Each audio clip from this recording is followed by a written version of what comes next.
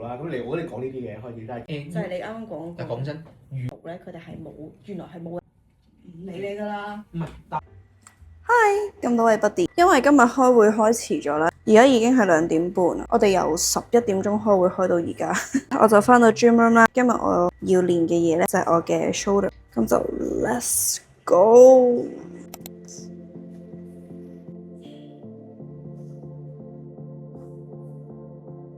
一般嚟講咧，我係會中意咧用飛膊叫做 activate 咗自己個膊頭先，因為呢個動作對我嚟講咧個 shoulder 感到被 warm up 程度咧係最高嘅。我喺教班嘅時候發現好多學生都會好中意將個啞鈴咧就咁向上拎啦，成日就諗住因為個重量喺底啊嘛，你就會想你拎佢最高就得，但係其實往往咧一拎嘅時候就會係縮咗個膊頭啊，或者係一啲唔應該最大感受到嘅地方咧，就反而係覺得最辛苦，我就會永遠幻想住兩個啞鈴向下壓同埋向外壓，拿出去向出邊咁樣推咯。我當好似有個滑輪咁樣，我隻手就喺度跟住佢，就會令到我嘅膊頭咧感受到多啲。跟住咧，我就會攞個中等嘅重量啦，會做個 shoulder press 嘅。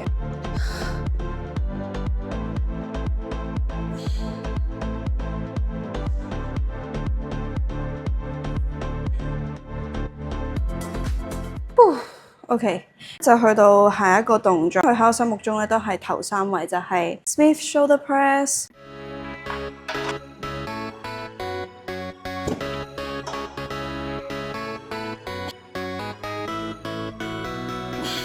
話咁快咧，我哋嘅中膊嘅 training 就完咗，跟住咧就會做前膊先啦，然後最後咧就會做後膊嘅。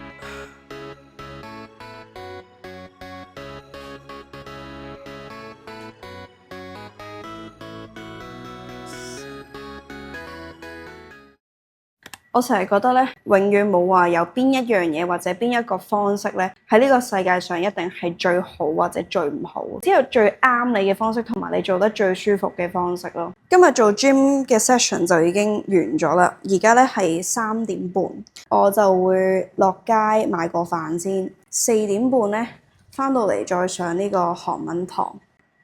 燈光之神賜俾我嘅 shoulder。Welcome to my gym。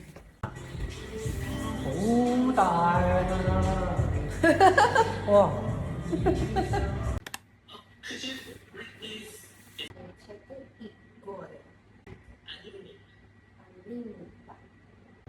！OK。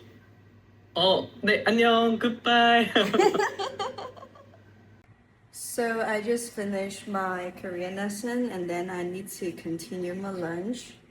My teacher, my 선생님 just teach me how to say I eat lunch in Korean. 저는 점심은 먹어요. 저는 점심은 먹어요. I need to have my lunch now.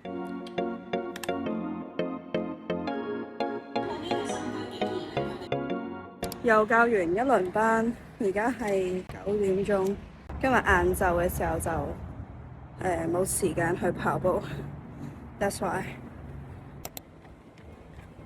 說的結果好像就是我 override。完成啦！每次咧跑完步塊面都會紅晒。